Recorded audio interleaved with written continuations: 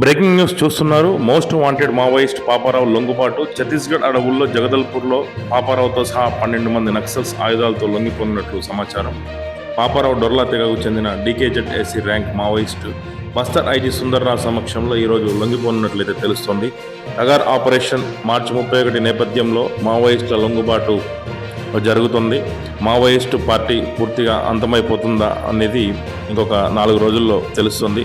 పూర్తిగా అడవులు మొత్తం ఖాళీ అయిపోతున్నాయి. కేంద్ర ప్రభుత్వం చేపట్టిన కగార్ ఆపరేషన్ నేపథ్యంలో మావోయిస్టుల లొంగుబాటు అయితే జరుగుతుంది. చాలామంది మావోయిస్టులు ఇప్పటికే లొంగిపోయారు ఆయుధాలతో. కొన్ని చోట్ల ఎన్కౌంటర్లు కూడా జరిగాయి.